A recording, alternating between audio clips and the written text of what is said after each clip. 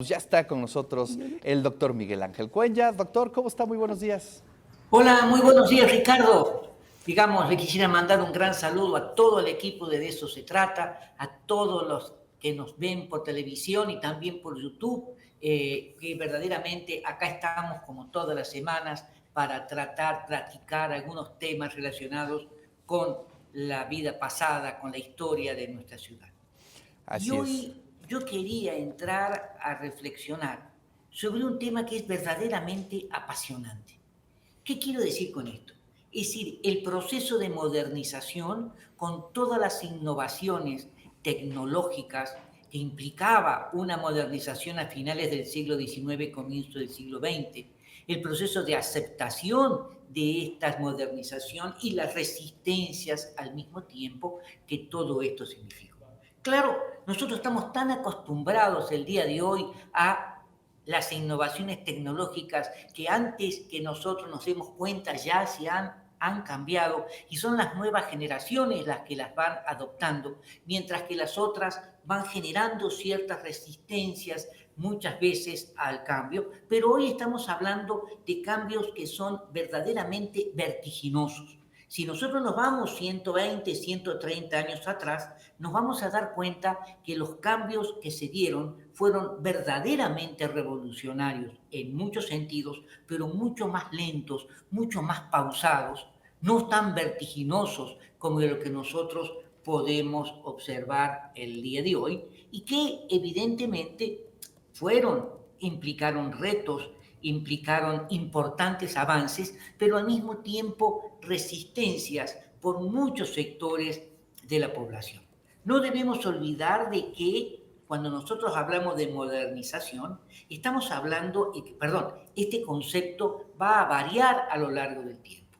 Es decir, la modernización a mediados del siglo XVII es un concepto totalmente diferente de lo que va a ser el concepto de modernización a finales del siglo XVIII, cuando lo que se buscaba fundamentalmente es con las reformas borbónicas a finales del siglo XVIII, abrir grandes alamedas, avenidas, jardines, es decir, hermosear la ciudad desde otra perspectiva,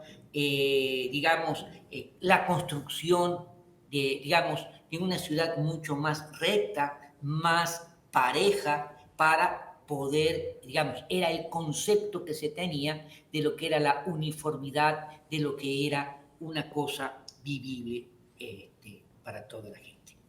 Pero nosotros podemos hablar en la década de 1830 que el concepto de modernización fue más allá de todo esto. Se había perdido en parte muchas de las innovaciones o de las propuestas de los monarcas y de las autoridades borbónicas, y ahora la preocupación en 1833 era cómo solucionar el problema de los entierros que habían superado a la ciudad, a las autoridades urbanas. ¿Por qué? Porque ya las iglesias y los atrios estaban totalmente saturados y se venía, porque ya se venía anunciando la llegada de la primer gran pandemia de cólera en 1833 y por lo tanto se va a establecer el primer panteón de la ciudad, que va a ser el Panteón de San Javier, pasando el Paseo Bravo, como ya en otras oportunidades hemos dicho.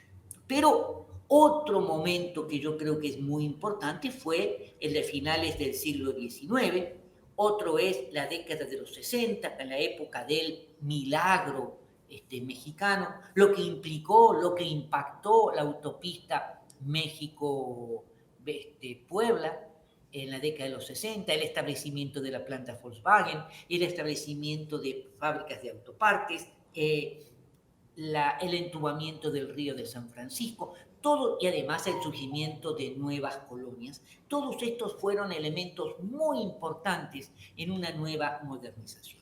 Y así nosotros podríamos seguir hablando, y en donde hoy la modernización pasa desde hace unos años por lo que es Angelópolis, en donde la Avenida Juárez ha perdido gran parte de su encanto, porque ahora las candilejas los llevan a mirar a todos los poblanos hacia lo que es la zona de Angelópolis, no solamente el centro comercial, sino toda la vía Atliscaya. Y podríamos seguir planteando este tipo de cosas porque es un concepto muy, muy importante. Pero regresémonos a finales del siglo XIX, comienzos del siglo XX. Digamos, y aquí es donde yo quería detenerme, porque es uno de los periodos en los cuales nosotros, desde la distancia, podemos observar, podemos maravillarnos de lo que fueron los cambios, las grandes transformaciones que va a sufrir la ciudad, no solamente por la construcción de grandes y modernos edificios de estilo afrancesado, como nosotros lo podemos hoy observar en el centro de la ciudad, la construcción de grandes y monumentales escuelas, desde el Instituto Normal, el BINE, digamos, el Instituto Normal del Estado, digamos, la Casa de Niños Expósitos, la construcción de la llegada del ferrocarril a Puebla y la construcción de las estaciones, que va a modificar radicalmente toda esa zona. Pero más allá de esto, nosotros debemos también plantearnos no solamente el impacto que va a tener el ferrocarril, que fue verdaderamente trascendente para la ciudad, sino también los tranvías, en donde los tiempos, los ritmos, las distancias se modifican. El ferrocarril va a cortar las distancias de larga distancia, mientras que el tranvía va a cortar las distancias dentro del espacio urbano. Claro, esto implicó otros cambios. Por ejemplo, que la gente que estaba acostumbrada a caminar desde el Alto, desde Analco, desde el barrio de los Remedios al centro de la ciudad, y que planificaba sus movimientos dentro del espacio urbano con tiempos más pausados, más tranquilos, ahora se va a tomar el tranvía tirado por mulitas y lo que antes hacía media hora caminando, ahora lo va a hacer en 10 minutos en un servicio público. Claro, los ejercicios pasaron a segundo plano. Podemos hablar también y hacer referencia, hoy yo no voy a hablar de eso, de la llegada del automóvil, que implicó cambios trascendentales, es decir, la llegada de los automóviles con motor a explosión o con motor a vapor, que fueron también los primeros, hubo pocos en Puebla, pero algunos, significó el desarrollar, el implementar un nuevo reglamento de tránsito, en donde se establecía qué debía hacer un chofer para poder guiar un vehículo de explosión a motor, de explosión a motor o, por ejemplo, de vapor, y en donde había que verdaderamente saber mecánica. Eran exámenes muy, muy, muy difíciles de superar, pero se establecía la velocidad con que debían andar los vehículos y en donde la velocidad máxima para andar dentro de la ciudad era 10 kilómetros por hora. Esto implicaba, digamos, el paso de un caballo, no el trote, el paso. O para ir de aquí a Cholula, no se podía ir a más de 30 kilómetros por hora, es decir, la velocidad de un caballo en el trote. Y esto implicaba de que un corredor podía hacerlo más rápido que andar en un vehículo, pero había que regular quiénes tenían prioridad para girar a la izquierda, quiénes tenían prioridad para girar a la derecha. Y así sucesivamente nosotros podemos hacer referencia de todas estas innovaciones. Sumémosle el teatro, sumémosle el cine, el circo y la electrificación. No nos olvidemos de lo que significó la electrificación en la ciudad. En cada etapa, los cambios implicaron grandes problemas y grandes beneficios. Es decir, la población debió acostumbrarse a las nuevas tecnologías, romper viejos hábitos, viejas costumbres y adoptar las nuevas pautas culturales. Y eso nosotros lo podemos analizar el día de hoy. Es un problema generacional. Los jóvenes manejan el celular, manejan las tablets con una soltura verdaderamente extraordinaria, mientras que los que somos un poco mayor nos cuesta, agarramos muchas veces estos instrumentos o esta tecnología con cierto temor. No lo quiero generalizar, pero sí con cierto temor. Pero también hay que plantearle a los jóvenes que hoy manejan con gran soltura, donaire y destreza este tipo de innovaciones tecnológicas, que las nuevas generaciones que hoy tienen 5 años, dentro de 5 los van a superar y ellos van a quedar totalmente obsoletos porque las nuevas generaciones van a perder, han nacido ya como parte de la tecnología sin ningún tipo de temor, sin ningún tipo de resistencia. Todos estos problemas son problemas complejos que están relacionados con pautas culturales y que fueron adaptándose de manera paulatina a la sociedad. Y Puebla no fue ajena a todos estos cambios. Uno de los que impactaron quizás con mayor profundidad, que generaron también más resistencia, fue la electrificación pública y la electrificación privada. Muchas veces nos resulta muy difícil llegar a comprender la trascendencia de lo que significó la electrificación. Nosotros estamos tan acostumbrados a que todo funcione con la electrificación que hoy nos llama la atención que el día de ayer hubo cortes de luz en varias zonas de la ciudad como parte de este proceso de crisis eléctrica que estamos pasando desde hace una semana en México por el sobrecalentamiento, por el sobreuso del sistema eléctrico. Pero a nosotros nos parece normal prender la calefacción, perdón, la calefacción no, la refrigeración, Claro. digamos, el aire acondicionado para poder vivir mejor o el ventilador y eso genera problemas. Pero hace 130 años eso no pasaba por ahí.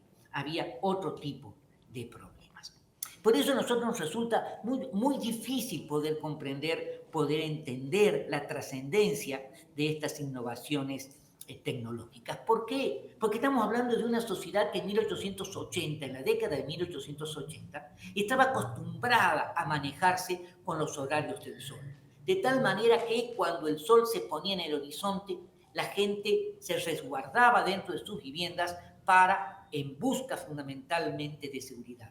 Cuando bajaba la iluminación solar y la noche cubría el manto de la ciudad, digamos, la gente presurosa iba a sus casas justamente para evitar la violencia, los asaltos y la delincuencia. No obstante, digamos esto, que nosotros podríamos decir, bueno, la electrificación podría haber modificado toda esta problemática, hubo una fuerte resistencia al cambio. No podemos nosotros pensar que las innovaciones tecnológicas fueron aceptadas con rapidez. Esto nosotros lo podemos ver el día de hoy. Es decir, nos hablan con tal rapidez de las innovaciones tecnológicas en el sistema bancario o de la inteligencia artificial que uno dice, bueno, ¿y dónde entro yo? ¿No? A mí no me gusta todo eso. Bueno, estoy diciendo, hay que irse adaptando paulatinamente. Y podemos por eso poner el ejemplo de la aceptación y la resistencia a la computadora, a la tablet. Y yo lo digo, en la universidad para adultos, nuestros usuarios, nuestros alumnos, no quieren clase a distancia, quieren clases presenciales en su gran mayoría. ¿Por qué? Por una sencilla razón, hay una resistencia al uso de esos instrumentos tecnológicos que todavía muchos de nuestros alumnos los consideran externos, no se sienten cómodos y por lo tanto prefieren el contacto directo con el maestro, la relación directa con sus compañeros. Y ese es un ejemplo que yo les puedo poner. Y podríamos seguir planteando ciertas cosas. Pero por un problema de tiempo, digamos, tenemos que entrar indefectiblemente a analizar con más detenimiento el problema de la electrificación. No me va a dar tiempo el día de hoy, yo lo dejaría acá y continuaríamos la semana que viene terminando de analizar esta problemática porque es, yo creo, muy, muy, muy interesante y a ver si podemos entrar también a plantear algunas otras cosas, como por ejemplo la reglamentación para el uso del automóvil, etc. Eso es lo que yo les quería plantear el día de hoy y Sí. muchísimas gracias por No, su pues atención. qué interesante, porque además es algo que se repite, ¿no? Hoy enfrentándonos contra, pues no sé, la inteligencia artificial, ya no sé ni en qué vamos, ¿no? Pero Sí, siempre hay claro. precisamente esa resistencia, de pronto es difícil adaptarnos y pues ya me imagino Sí. esa Puebla en penumbras, de pronto Y yo te podría electrificada, ¿no? decir, digamos, revisando los libros de defunciones, el aumento significativo de electrocutados, Uf, porque se ponían a manipular los cables sin tener conocimiento y morían electrocutados. Bueno, a ver. forma parte de un proceso de aprendizaje Es la famosa curva del aprendizaje, ¿no? Exactamente, la curva del aprendizaje en un momento en donde las resistencias son mucho mayores que ahora. Yo reconozco que yo soy de antiguo régimen, que me cuesta muchas veces muchas cuestiones tecnológicas, me incorporo porque las necesito para el uso cotidiano, pero con limitaciones. Bueno, busco apoyo externo y lo voy solucionando, pero hay gente que se niega rotundamente. Sí, Y por eso es que quieren clases presenciales. Claro, son de la tercera edad, eso sí lo quiero reconocer. pues sí. Doc, pues muchísimas gracias, le mando un gran abrazo y nos Igualmente, saludamos por aquí la siguiente y semana. nos vemos la semana que viene.